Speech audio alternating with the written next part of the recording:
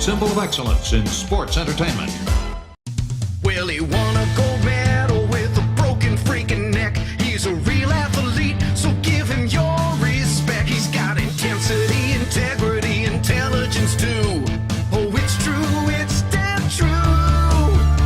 So if he ever finds you and you're chanting you suck, then he'll douse you in dairy with his big milk truck. And with one angle slam, he'll lay you out on the floor. So listen up, it's time to go. It's the Kurt Angle Show. Hey, this is Kurt Angle, and welcome to the Kurt Angle Show. On the show today, we'll be covering Lockdown 2007, 15 years ago, where every match was in a steel cage. But first, let me introduce to you my co-host, Paul Bromwell. How you doing today, Paul? Kurt, I'm doing great, and man, I'm ready to do this today. This is a fun time in the industry. Like you said, we're talking TNA Lockdown 2007. We're coming off a Destination X where you took on Scott Steiner and got a win. Let's talk about Scott Steiner while you're here, Kurt, because it was recently announced, and by the time this episode drops, Hall of Fame has happened. Rick and Scott Steiner made the WWE Hall of Fame. What was it like working with Scott? And talk about the Steiners finally making it into the WWE Hall of Fame, man. The Steiners belonged in the Hall of Fame. It was about time. It took forever, but they finally did it. And Scott was great. You know, I grew up, I was a fan of Scott as an amateur wrestler. He was an All-American at the University of Michigan. And I looked up to him. And him and his brother, when they went into pro wrestling, we all took a lot of pride in saying, hey, the Steiners are pro wrestlers now. They were what we were. They were part of us. And we took a lot of pride in it. So I wanted to wrestle Scott. He's one of the guys I really wanted to shoot for. He was an inspiration for me growing up. Dude, and as you say that, I can totally see that. Those two guys were badasses as a tag team. And I can just see, would have loved to see in a dream match the Steiners with Kurt Angle in a 6-man tag, because it seemed like all three of your styles would have meshed perfectly together. They were all, spawned from amateur wrestling. So we all had the same moveset pretty much. Yeah. Well, listen, Lockdown, it's going to be on the road for the first time, and it's finally out of the Impact Zone. And I'm sure you had to be a little bit excited about that, right? Getting the hell out of the Impact Zone for a pay-per-view. Yes, 6 straight months, Impact Zone every single week. Don't get me wrong, the setup of the Impact Zone was awesome. I love the stage, the entrance, the ramp, the ring, and the fans. The Rhino looked a lot bigger than it was. It was only seated for 1,000 fans, but it looked incredible. I mean, it was a great arena, but it was getting a little bit old after every week being there for 6 months. So it was nice to get to a new arena. Nah, absolutely. As a performer, it's got to feel fresh to get in front of a different audience, a different environment. I was so used to that in WWE, and then I got to TNA, and it was like, wow, every week, same place, Yeah, right. It's like having the same thing for dinner every single night. You need something different. You need to liven it up a little bit. So there Variety. you go. You guys are on the road. That's right, variety. This is your first Lockdown, and for those of you that don't know what Lockdown is, it's all the matches in a steel cage. Kurt, what did you think about this concept? Well, I believe at the time we were the only ones doing it. I know eventually other companies did it, but at that time we were the only one that did the whole pay-per-view with all steel cage matches. The thing with steel cage matches, when you have an all steel cage match pay-per-view, is things start to tie together. They start looking a bit the same. So you really have to separate yourself. You have to do different spots and make sure you watch the other matches so you don't do the same things. Dude, you're absolutely right. Think about it. You were the final match 9 on this card, and it's already tough enough as it is to be in the main event, but now you're the 9th cage match. That's got to be tough to try to put it together, and like you said, add a little bit of variety. Yeah, we had to add variety, but what's the part for us was we had 10 guys in that cage. We were the only match that had that. The other matches might have had 2. Some of them might have been 4 opponents, tag matches in the steel cage. But for us, it was 10 guys. And I think that made it a little bit different than everybody else. Yeah, it's more like a War Games gimmick for TNA, if you will. And in that match, it's Team Angle, and you're taking on Team Cage, Christian Cage. And this is, like you said, it's a lot of guys in the ring at once. Do you feel like there's a lot more risk for error and injury in this type of scenario when you have this many guys in a cage match at once? Yeah, because you can fall into each other, cut each other's legs out. You have to remember what everybody's spot is, because if you're doing a spot and someone starts early and they start their spot, you could run into each other, and it can get a little confusing. So you have to go through the whole match with everybody and make sure everybody's on the same page. And I can imagine that communication during the match is critical as well. Oh yeah, but you know what? You have 10 guys, and if they're all talking to each other, you have to have like 3 in-ring generals. You can't have everybody talking. You have to have some people calling it, some people don't call it. So I believe Christian and I were 2 of the 3 that were calling the matches in there. Well, the build, it kicks off when Cage attacks Rhino with a crutch, and you and Samoa Joe run out to save him. We're going to dive into the build up here. Rhino and Joe team up the next week to defeat Kaz, Havoc, and Martyr, who are all part of Raven's table. What did you think working with these guys as a team, Kurt? Oh, they were really talented. They were a bunch of good kids. I especially got to really know Kaz really well. And, I became really close friends with them. The other 2 I didn't come so close with, but they were all very talented. I enjoyed working with them. Rhino and Samoa Joe have joined Team Angle out of loyalty and mutual respect. I love these choices by Kurt Angle, Mike, because think about it, it's genius. He realizes that Samoa Joe just lost the championship at Destination X to Christian Cage. He's going to have that revenge factor. He knows that Rhino and the feud that he's had with the phenomenal AJ Styles still burns deep inside of him. What better than to have these 2 guys that have had those feuds going with those 2 at Team Cage on your side? And you brought up the word as well as I did, loyalty. And you have to think that tonight we will get a read on exactly where Abyss's loyalties lie. Christian Cage insisted last week here on Impact that Abyss was the 3rd member of Team Cage at Lockdown, but then judging by Abyss's actions, I'm not sure that's the case. Sting says Abyss is tired of being led around. He's tired of being told whose side he's on. Well, one thing I know is tonight it's going to be Sting and Abyss against Christian Cage and AJ Styles in our main event. Let's watch here the chemistry that Team Angle's going to have. I mean, you're talking about 3 greats. You're talking about champions in every sense of the word. Serotonin, a group that seems to be finding themselves, a team that seems to be figuring out what they're all about. But look at that right there. It's Kurt Angle. Just absolutely drills Kaz. Just tossed him right down to the canvas and right back to the offensive. European uppercut, rocks Kaz against the ropes. Follows up, series of right hands, just jacked his jaw, caught him with repeated boots, right into the midsection and just drove him right down to the mat. We remember Lethal Lockdown from last year's Lockdown, and it's just so intimidating when you see that ceiling, that cage, lowered on top of the 6 sides of steel. There's nowhere to go. Everybody's trapped inside. And I mean, you have to have trust in your teammates.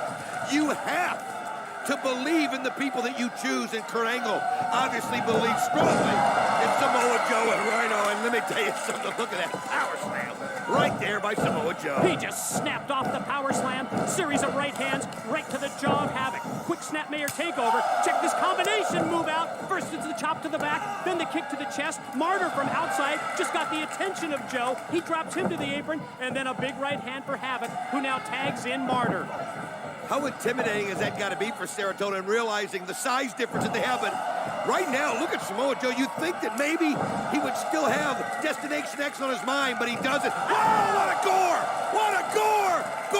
Gore by Rhino! And there's the Olympic slam by Angle. Now, Samoa Joe, the legal man, he's got Martyr up for the muscle buster. Oh, and he drills it perfectly. Here it is. 1, 2, 3. Ladies and gentlemen, here are your winners, Rhino, Samoa Joe, and Kurt Angle. This replay. Also during around this time, Kurt, TNA's moving away from using the prestigious NWA title we call the Dome Globe. Is it a disappointment to you at this time? You didn't actually get to win the NWA title belt. Yeah, I mean, I would have loved to have the NWA World Heavyweight title underneath my cap. I mean, that's the legends that have carried that title in the past. I mean, it's pretty incredible. The names that come up, Harley Race, just to mention one, but it would have been great. But I know TNA wanted to go in another direction. They wanted to carry their own legacy, so they wanted to change it to the TNA World Heavyweight title, and I don't blame them for that. Yeah, they wanted to put their own flag in the ground and move on with their brand. But yeah, I would have loved to see Kurt Angle with that NWA title around your waist, Me man. too.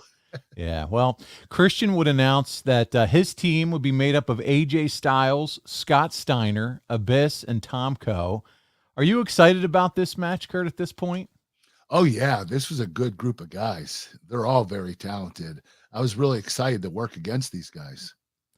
Yeah, well, hey, your team's not too shabby either. I mean, you got Samoa Joe, Rhino, Sting, and of course, a mystery partner. The mystery partner would end up being Double J, Jeff Jarrett, returning to air as a character. Man, that's a hell of a team, though, dude. I mean, you're loaded on your side. Oh yeah, we had a lot of Hall of Famers, man. Possibly a future Hall of Famer with Samoa Joe, but yeah, we had a good team, really good team, Hall of Fame team. Oh, you were stacked, and Sting still doing it in the ring. It's incredible. Isn't it insane? Well, there you go. So there's a storyline for a couple of weeks where Tomko is going back and forth on what team he's going to be on, and it's finally announced that you'll take on Abyss to determine what team Tomko will be on. You defeat Abyss, and Tomko comes in and swerves you and still ends up joining Christian's team. Does this do anything for anybody here? Well, what's the point?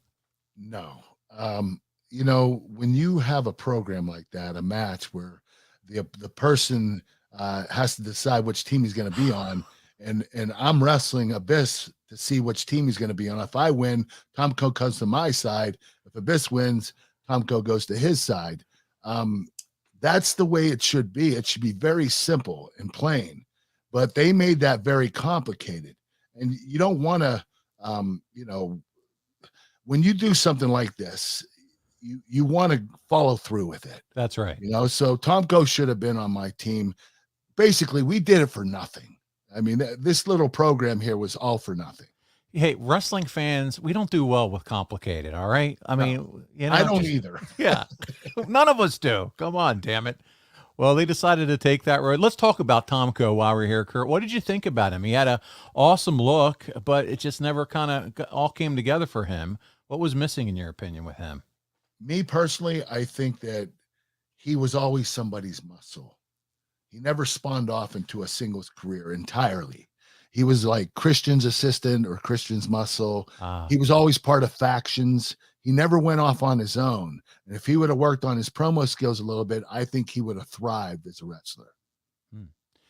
Nah, it makes sense. You're right. Absolutely. He never kind of was given the opportunity, if you will, to try to stand out on his own and do something. So it would have been interesting. Would have been fun to see what he could have done if he would have been given that rope. So, Kurt, around this time, it's WrestleMania 23, and we got to talk a little bit about that. It's the battle of the billionaires between Vince and Donald Trump, and Bobby Lashley and Umaga represent Vince, and Trump has Cena with Vince and Trump, and then we also got Cena versus Shawn versus Batista and Undertaker, and that's the main event. Knowing what you know now, do you think you would have been a big part of the Mania card had you would have stayed with WWE? I believe so. I was on fire at this point in my career. WrestleMania 19, I main evented. I co-main evented WrestleMania 20. I was a huge feature match in WrestleMania 21 with Shawn Michaels, and I co-main evented WrestleMania 22. I believe in my mind, I would have main evented WrestleMania 23 too. I was in the prime of my career, and I was the best wrestler in that company. And as we touched on last week's show, you pretty much dominated WrestleMania 34 with Ronda Rousey. So you were still Yes, getting I shit did. done all those years later. Ronda dominated. I was with You her. were a part of it, Kurt. You were a part of it. Well, with 2 weeks to go in the build, Jim Cornette, that's right, he announces whoever gets the winning pinfall in the match gets a title shot against Christian for the next pay-per-view at Sacrifice. Does this make much sense in terms of Christian having this team? No, you know what? What was the incentive for his team? They couldn't get a pinfall on Christian to get a world title shot. My team had the opportunity to get a title shot. Whoever got the pinfall on my team would face Christian at the next pay-per-view for the world title. But Christian's team, they had no incentive. So it really didn't make sense why we did this. If anything, it should have been, a match. I don't know, maybe 3 different matches. Yeah. Something different. But Yeah. not having incentive to do it and going into the pay-per-view and just saying, you know what, I'm going to try to protect Christian because I'm on his team. I'm going to make sure nobody gets a pinfall on him. It doesn't make any sense. Yeah, no, I'm with you there. Not sure what's going on with the writing here during this time, but the story is closed out on the go-home Impact when Joe and Rhino question you on who is the fifth member that you won't reveal. Joe showed his distrust in you, saying he didn't believe you, and maybe you're working with Christian's team to help get yourself a title shot, Kurt. The creative is pretty smart considering you and Joe at this point haven't exactly seen eye to eye on things. Are you working with the stories? Are you helping craft all this, Kurt, at all? Are they tapping you on the shoulder? Hey, Kurt, what do you think of this? Not really. That, they came up with this, and I thought it was brilliant because, Samoa Joe and I, we weren't seeing eye to eye, and we had an incredible program together, and they were trying to keep our options open in the future. So Joe and I were still at odds with each other, even though we were on the same team. But I like this little program, keeping it alive. Yeah. And the possibility of wrestling Samoa Joe again, I would absolutely love that. And as fans, we're always down for Angle Samoa Joe around this time. I mean, there's just no doubt about it. Always classics. Well, in a match that determines who gets to have the advantage in the Lethal Lockdown between Styles and Joe, Jarrett returns, and instead of hitting Joe, he hits Styles with the guitar to cement his babyface turn and reveal himself as the fifth man. Here comes Sting, and here comes the War Machine Rhino. Uh-oh, look at this face-off right here in front of the broadcast table, and here we go. This Sunday, all of these guys are going to be locked inside the cage as that ceiling's going to lower and Lethal Lockdown, and everybody's just trying to find somebody here to get a piece of. And look at, wait a minute, what? What the hell? Jeff Jarrett! We haven't seen him in months! What on earth is he doing here? What is Christian Cage up to? Oh, Christian Cage, I think, has just won up Kurt Angle. What? Wow! What the hell? He's a part of D-Angle. He just creamed AJ Styles, and he shows the 5 symbol to Samoa Joe, who's in shock. We're all in shock. Joe can't believe it either. 1, 2, 3, and yes, Team Angle gets the advantage for Lethal Lockdown, courtesy of the pin by Samoa Joe. But what a guitar shot by Jeff Jarrett. Look at the look. Everybody can't believe what they've seen. Look at Joe. Look at Rhino.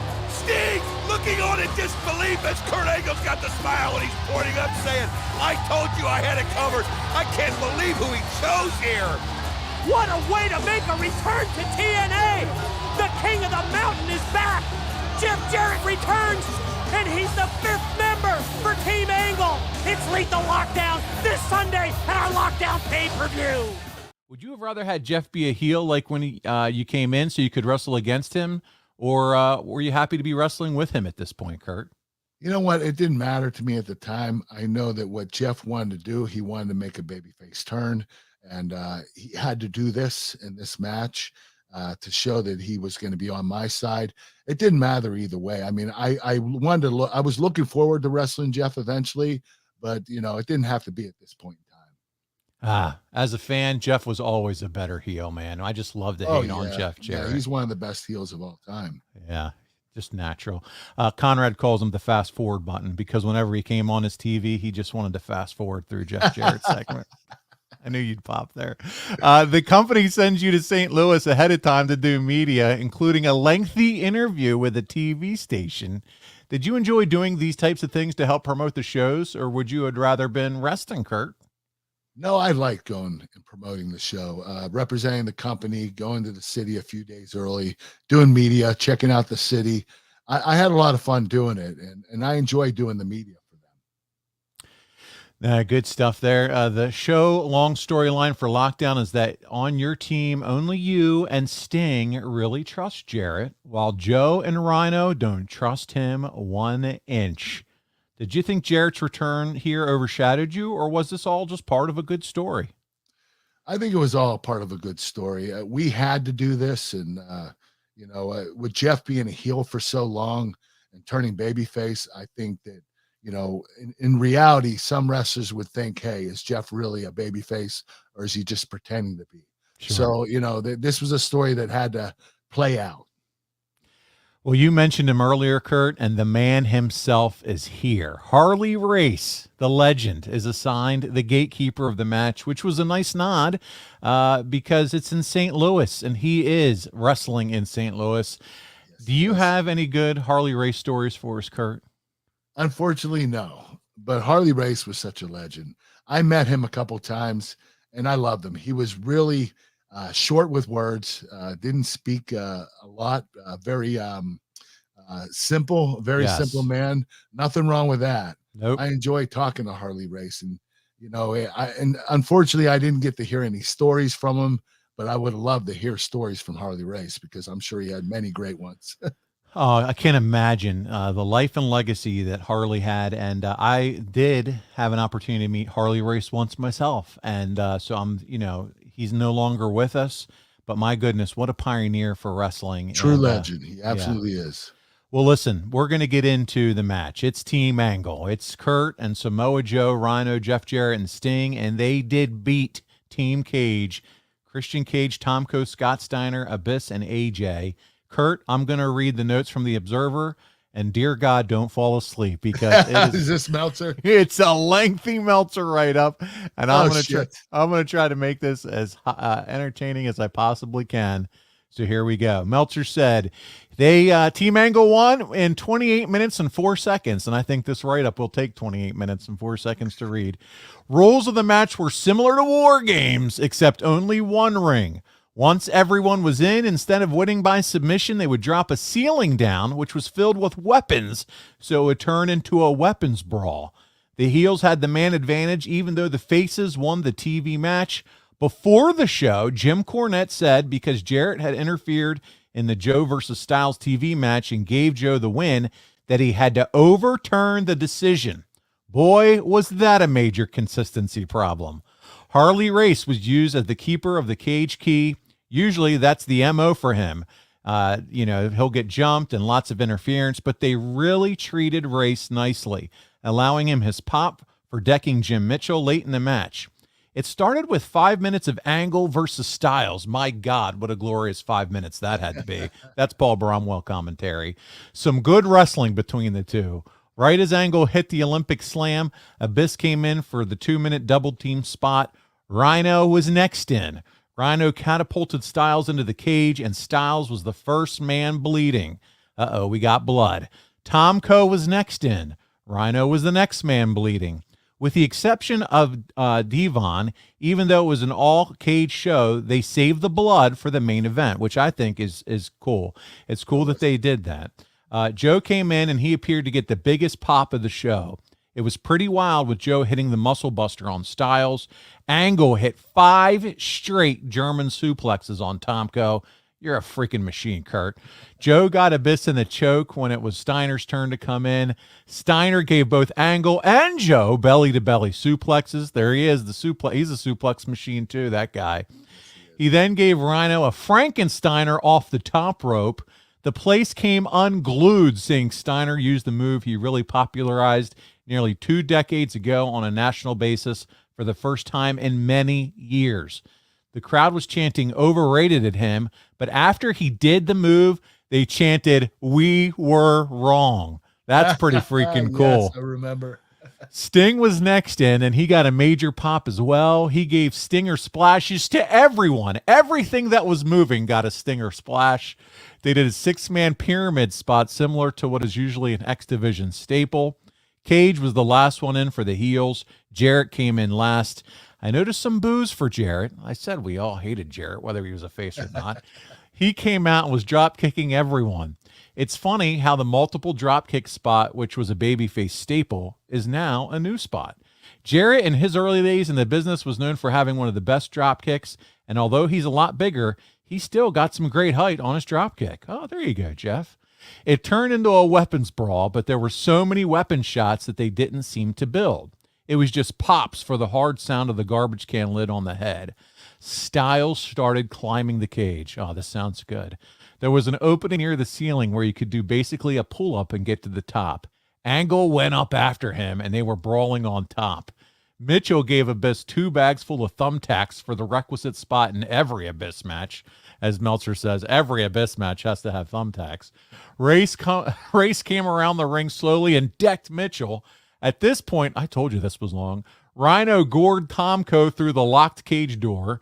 On the top of the cage, Styles hits Angle on the top of the head with a chair. Damn you, Styles.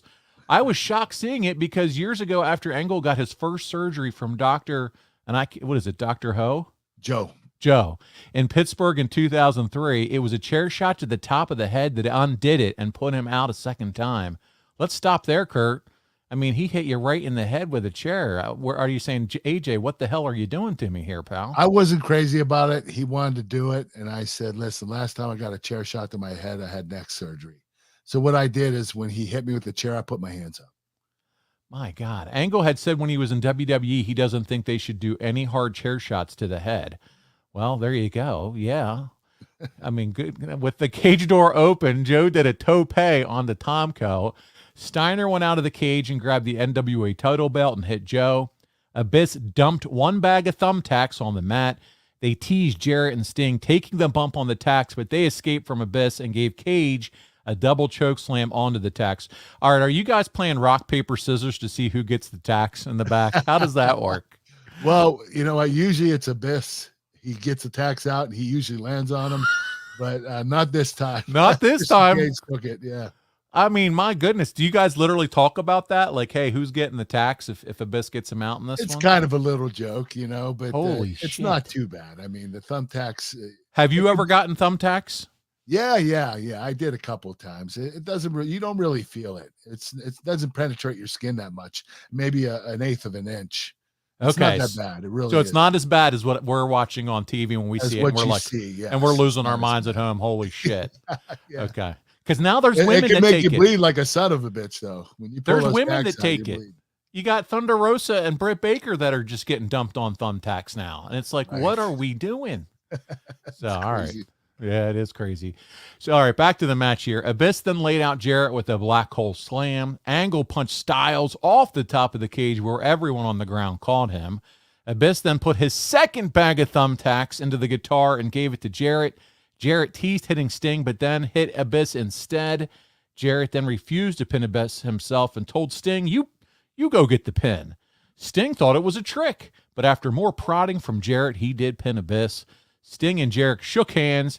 Angle was on the top of the cage, unhappy, and ended up leaving by himself. 4 stars from Meltzer. In the hands of Abyss, and don't forget, Oh, Angle and God. AJ are up top. The thousands and Watch thousands out, of Mike. tacks. Look out, Rhino right here as well. We'll try and keep our eyes on everything that's going on. We got wrestlers right here battling the table. Here comes Tomko. Right on the table. Tomko got it. Rhino's busted open. Into the rail goes Rhino from Steiner. Don't forget, Angle and AJ are busted up top after chair shots. And look at Sting and Jarrett with a double team. Double choke. Christian Cage goes back first into the thumbtacks. My God. Unreal. Look at Christian Cage's face. And we got to be careful. We got Joe and Steiner and Tomko and Rhino all right in front of us. Oh no. Abyss, what up? Black hole slam by Abyss on Jarrett. Wait a minute, look up top too. On their feet again. It's AJ. Styles It's and Kurt Angle Angle. fighting tooth and nail on the top, on the roof of the cage. Samoa Joe's choking out Tomko. Oh, no. Right Look in at front of AJ us. Look out. Styles. AJ, look out. Oh my God. Oh my God. Oh my God. Kurt Angle set him on top of everybody. He just knocked him all the way from the top of the cage down to the floor. That was freaking insane. Absolutely freaking Show it again. insane. Show it again. Show it again. Oh my Good God. Lord! What a landing! We're back live. Angle's up on the roof. It's Abyss, Jarrett, Cage, Sting in the ring. The rest of the competitors are laid out, knocked out on the floor. Keep in mind, there hasn't been a pin yet or a submission. We're trying to follow. You see Abyss with another bag of tacks in his hands. Oh no! He's got the bag, and he's gonna dump out. thousands more. Hey, look at that. He put him in the guitar. What? Oh, no. He's loading up the guitar with the tax. He's loading it up. Listen to this crowd. They know what they're seeing. Oh, you're damn right. It's awesome. That might not even describe it. And listen, Kurt Angle was still stuck Did up you see top. that? Abyss just motioned to Jarrett. He told Jarrett to get to his feet. He said, I loaded the guitar with tax. Oh, man, there's Sting. Oh, no. What's he Oh, going to do? No, Oh, no, Jarrett. Don't do it, Jarrett. Don't do it. Snake! What's he doing? He's moving him away. He just smashed him with tax. The tax, the thousands of tax go flying everywhere. Jarrett can get the pin. Look at him pointing at Sting again. He said to pointing at Sting. He told Sting, cover him. Look at this. What on earth is going on? I mean, Jarrett could get the title shot right here. This is a chance for a title shot. Pin. 1, 2. Sting gets the win. Sting gets the title because of Jarrett. Sting gets the title shot. The winners of the Lethal Lockdown match, Team Angle. This is unreal. Why would Jarrett take the pin? What's he trying to prove? Is he turned over a new leaf? I don't know that Sting believes it, but he took the pin. All the questions, all the doubts that we had about Jeff Jarrett, as far as I'm concerned, they were just answered. They were just answered 100%. Jarrett had that title shot right in his grasp. Jarrett, the knockout blow. And he laid it up for Sting. He handed it to Sting on a silver platter, and Sting's going to get the title shot. He's still trying to get the handshake. Sting can't believe it. He gave him a title shot. Joe and Rhino. I thought Abyss was setting him up. I thought Jarrett had the whole thing planned. And look at this. They shake hands. And the Kurt Angle stuck up top. He can't believe it, I'm sure. Kurt, from the execution all the way down, this sounded like a pretty good damn match. How tough is it putting something like this together? It's pretty difficult. When you have 10 guys, you have to keep everybody busy. You have to make sure nobody gets injured. So it's pretty complicated. But what were you saying about the match? I wanted to cover something. He mentioned here that you were unhappy and you walked off leaving by yourself. He gave it 4 stars. We talked a little bit about, you know what? Yeah, I want to tell you the finish was really weird. It wasn't a typical finish where the fans were excited to see it. You know, it was Abyss handing Jeff a guitar. Guitar, Jeff that's was right. supposed to hit Sting, and Jeff decided not to stay babyface and hit Abyss. And then Abyss is laying down, and Jeff's telling Sting, cover him. So there wasn't really an exciting finish. It was like, you know, right.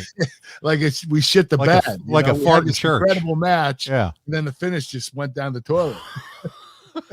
It Well, really Meltz- was. And Mark, It seemed like forever when I was on top of that cage watching it. It was just horrible. you're up there like, is this shit over or what? Well, Yeah, Meltzer like, gave it 4 hurry stars.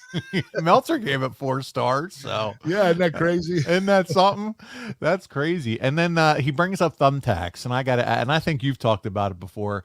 But do you think thumbtacks have been used way too much in Abyss matches? To Meltzer's point, Yes, but that's what Abyss identifies himself with. That's it's right. his gimmick. That's what he's proud of. That's what he does.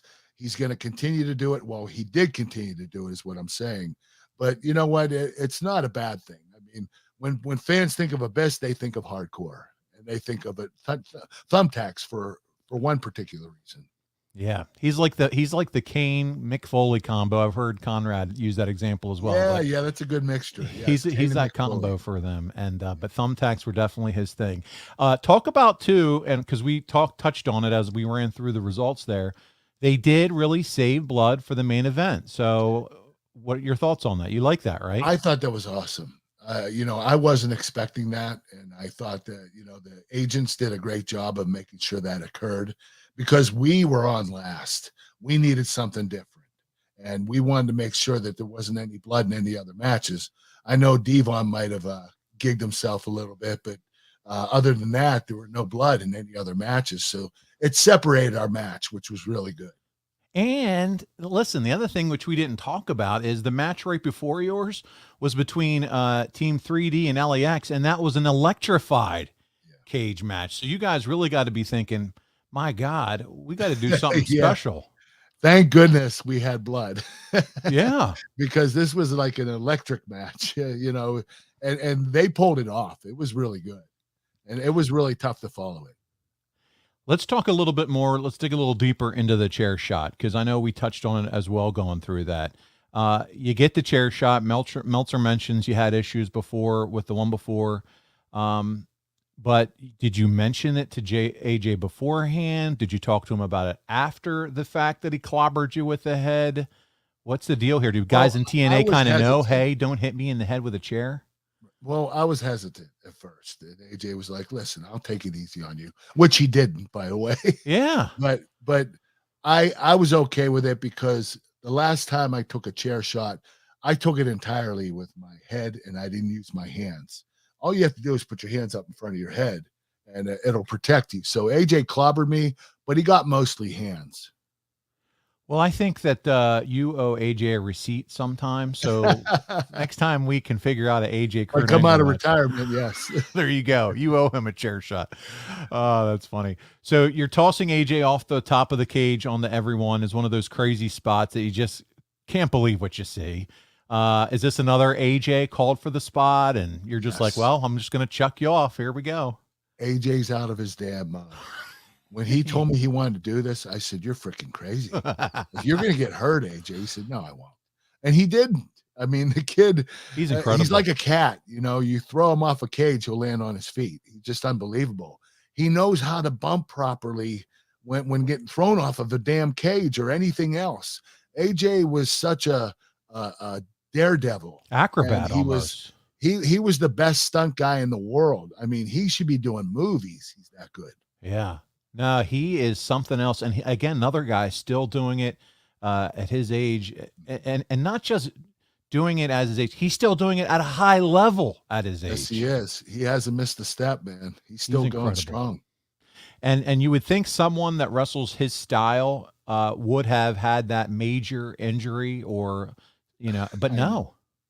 You know what? He's had some back issues in the past and it's haunted him a little bit, but for the most part, he's been pretty healthy most of his career.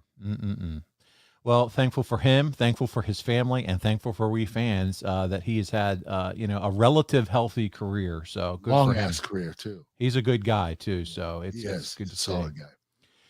Well, you worked the whole match coming in first. Whose decision was that? And were you comfortable being in the entire match, Kurt? I mean, and we heard the last few minutes you sat on top of the cage. So well, I volunteered because I figured if anybody's going to go the whole match and my conditioning is impeccable, I never get tired. I love it. I thought, you know what? I'll be the one to start the match. I don't have a problem with that.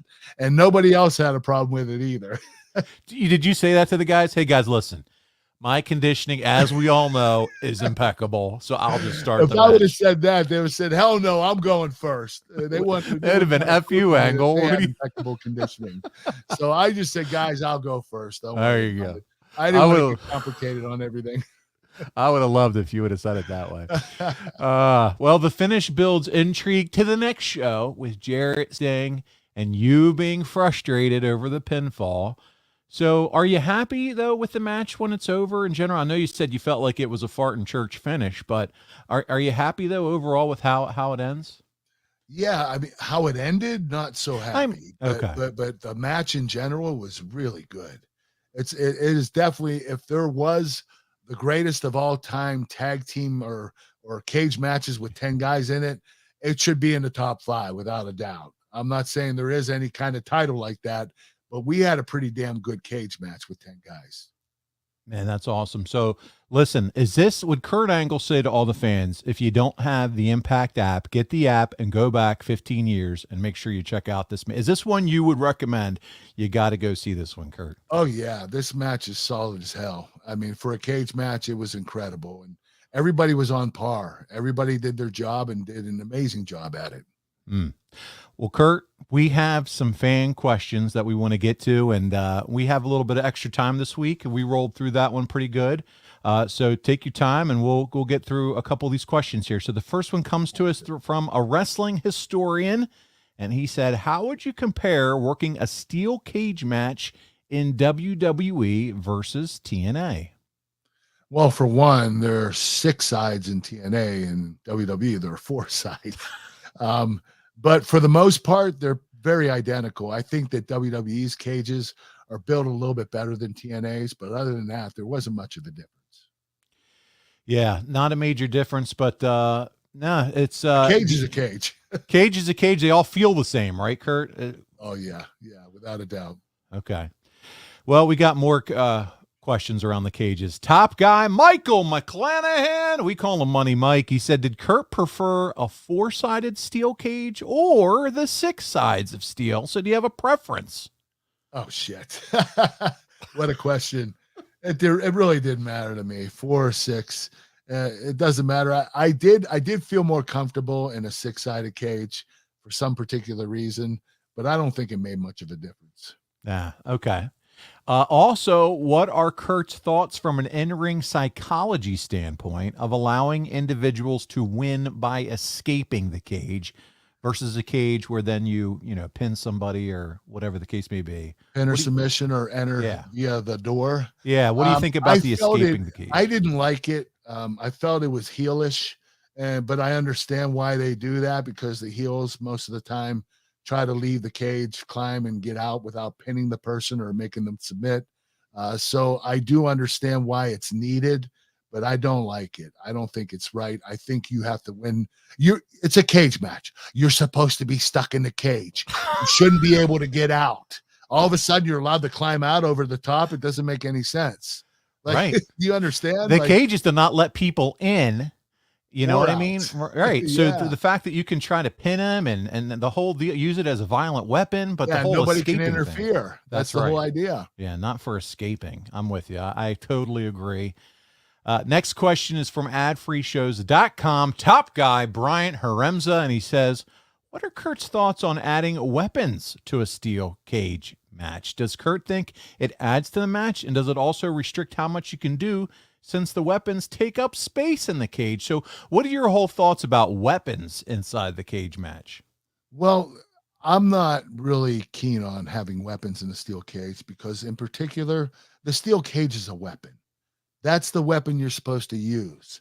Whether you bang their head off of it or slam their bodies into it, it's about the cage. You shouldn't have any other weapons in there.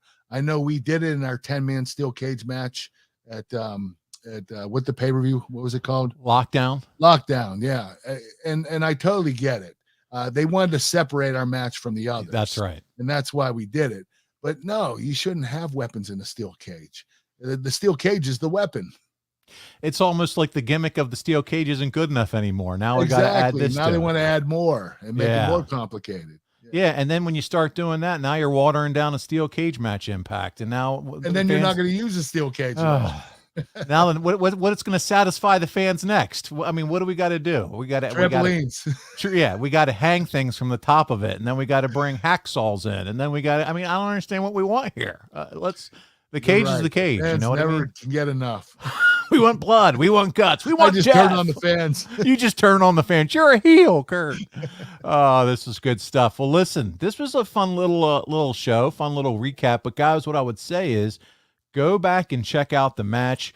Make sure you pay attention to Kurt hanging out by himself on the top of a cage, thinking how frustrated I was. How frustrated he was in his mind. This is insight you won't get anywhere else other than the Kurt Angle show. And speaking of insight on shows, next week, Kurt, we're going to be discussing Backlash 2002.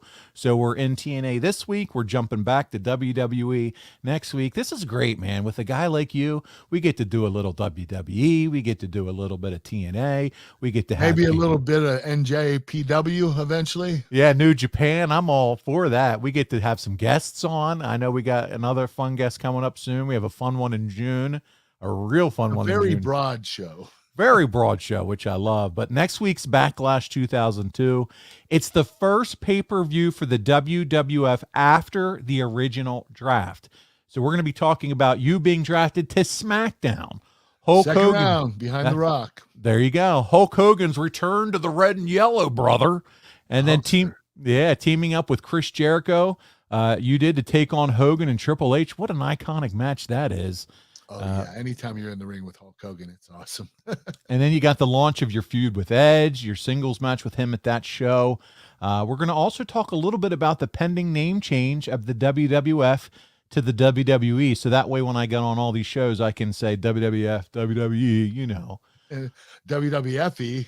Yeah, whatever. You guys understand what I'm talking about. So that's all to come next week right here on the Kurt Angle Show. Kurt, are you excited about Backlash 2002? I'm very excited about it. I can't wait, Paul. Kurt, I love when you're excited, because when you're excited, I'm excited, and I know the fans are excited. And I know what else you're excited about, because God I think I know what you know. darn, you talk about it every week. Physicallyfit.com, Kurt. Let's get into it. The only thing that's repetitive on this show. Like clockwork, baby. Chicken snacks and Snack Smart Crispy Protein Bites. These things are awesome. 11 different flavors. Go to physicallyfit.com. If you use the code AnglePod, you get 20% off your first order, or you could become a member on the website and get 20% off forever. You got to try these things. They're pretty awesome. One's organic plant protein, one's chicken breast protein. Wow, they sound so good. Do they have a brownie batter flavor yet in that? Not yet, but we're thinking about it. Maybe You a just gave me chocolate that chip idea. cookie dough? Okay. Yeah, keep me posted on those two flavors. That'd be awesome. We are getting into sweets like the sugar and chocolate kind of chicken snacks. Oh, good. So we're going to end up parlaying into that eventually. Oh, good, because that's what me and They're all really the other healthy. Yeah, well, any alternative for the diabetic crowd, we're all in on that. So that sounds good. We're your company, definitely. All right, I love it, Kurt. Speaking of, what you can do for us, talk about the KurtAngleBrand.com, man. Okay, we got cowboy hats, milk cartons, autographed photos, birthday cards, T-shirts, cameo voice messages. Go to KurtAngleBrand.com and order whatever you want. I'll send it to you. Kurt, the next time you lay in like a salt bath, could I get a cameo message from you there? Oh, yeah, I just did that today. It was awesome. I was pain-free for the first time in years. Talk about that. was So you just incredible. felt no pressure on your joints? No pressure. You just lay in this salt bath, and it's a big tomb. It's huge, and it's 11 inches high. You float on the salt water because there's 1,500 pounds of salt. Inside the What tank? kind of salt is that? Is it Epsom? Epsom salts. Yeah, Yeah. 1,500 pounds, and it allows you to float, and you become pain-free in like minutes. It's incredible, and it lasts an hour. It honestly, I enjoyed it so much, it felt like 10 minutes. I was Dude. pissed. I was like, hey, I paid for full price for this. I want a full hour. And the guy said, you went a full hour. I have a feeling that's going to be like a weekly trip for the Angles. It is. Well, I'm starting out once a month, but eventually it'll be once a week. Oh, so you can, that's how it works. Very cool. Yeah. You become a member and you pay on a membership fee. So if you do once a month, it's a couple $100. And if you want to do an extra session in that month, it's only another $50. But if you go every week, you're going to pay $150 per session instead of $200 for the month. So they discount you the more you do it. So what he's trying to say is, guys, go to KurtAngleBrand.com, buy as many cameos, T-shirts, because listen, he's got a new addiction. It's the salt bath. Yeah. But it makes him My pain-free. addiction.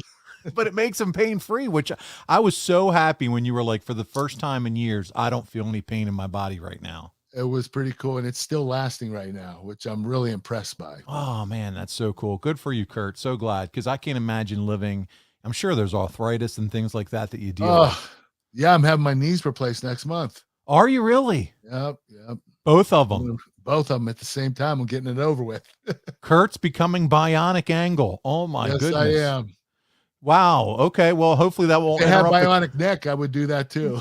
Hopefully that won't interrupt the Kurt Angle show, but 2 knee replacements. All It right. won't. 2 knee replacements. I could see you showing up in a wheelchair behind that desk recording this show. I'll be in a wheelchair on the walker, but I'll be doing it. But I'm here for you fans on the Kurt Angle show. I love it. I love your I'm work loyal ethic. to my fans. There you go, man. But that's good too. That's great news for the fans to hear that you're getting your knees replaced, and hopefully that'll bring some pain relief as well. Yeah, and hopefully I'll be able to come back to wrestling. Oh my God, the internet just went on fire. Kurt, you I'm just kidding. Do not say anything about that. That was a joke. it better be, because my Lord, the wrestling websites are listening, pal. So all right, finally, let's talk about 2 more things. WildcatBelts.com. You got that Hero Championship belt. Kurt, another one sold, as we mentioned last week. 3 left to be in that rarefied air. Show off that beautiful, beautiful world title This is a belt. gorgeous title. It's not a belt. It's a title because that's Kurt Angle. I love it. I have mine This right is, behind me. Quality leather, 24 karat gold plating. It's incredible. This design is so awesome. This is Kurt Angle right here to a T. Three left. Yeah, it's amazing, guys. Listen, I had a friend of mine. I showed him pictures of it, and then he came to my house. I'm like, here it is. And he was like, oh, my God. It's even better in person. It is better in person. It does. It does. So now, what check are it out. these? I want to advertise these as well. So those look You get like these at boxofgimmicks.com. that looks like a What are they stuffed called? puppet. They look like a wrestling puppet, my buddies. They're like the old school wrestling buddies. Smash buddies or something like that. Smash, but do you smash? I don't know. You smash them. People can wrestle them. know. They can drop elbows on them. Kurt's beating the shit out of his right now. He's trying to put in an ankle lock. You can get your smash buddy at boxofgimmicks.com. Look at him. He's ripping the ankle off that little thing. But it's great. You can cuddle up with it and take it to bed with you every night. Suck your thumb and cuddle with Kurt Angle. All right there. That's a cool little deal. Kurt, finally, before we end this comedy show, is what it's turned into. Saturday, August. Hey, people say they want your personality, so we're giving it to them. Saturday, August 27th. It's wrestling night at the park for the Wisconsin Timber Rattlers with Kurt Angle. Podcast at the Plate in Appleton, Wisconsin. Listen, if you're anywhere near the area, come on out to the ballpark that night, Saturday, October 27th. Part of the show. Be a part of the show. We're going to do a live podcast. Paul Bromwell, Kurt Angle together in Wisconsin, right outside of Green Bay. We're going to do an hour show, Q&A style, meet and greet with Kurt. Get your picture, get your autograph. Kurt, with his brand new knees, is going to be out on the mound throwing out the first pitch. And my goodness, it's going to be a fun night. So make sure you join us for that event. Kurt, I can't wait to hang out with you there, man. You know what I'm going to promise everybody? If you show up, I'm going to run the bases. After I have my knees replaced, 2 months later, I'll be running the bases. Dude. Well, I'm going to have to sit there and record it and then put it out on adfreeshows.com. I'm not going to tell you how long it's going to take me, but... yeah, you're going to run the bases. It'll be me pushing you in a wheelchair around the bases. That's what's going to turn into. Oh, man, that's good stuff. Well, Kurt, this has been an absolute blast. We hope you all enjoyed this week's show. Join us again next week for Backlash 2002, and we're going to have a lot more fun here on the Kurt Angle Show. Kurt, any final thoughts before we get out of here this week? No, I just want to thank everybody out there for supporting me, my website, the Kurt Angle podcast, the chicken snacks. I really do appreciate it. I love all of you. All right. We love you, Kurt. Thank you for being a part of this show. We had a great time this week, and we'll see you all again next week right here on the Kurt Angle Show.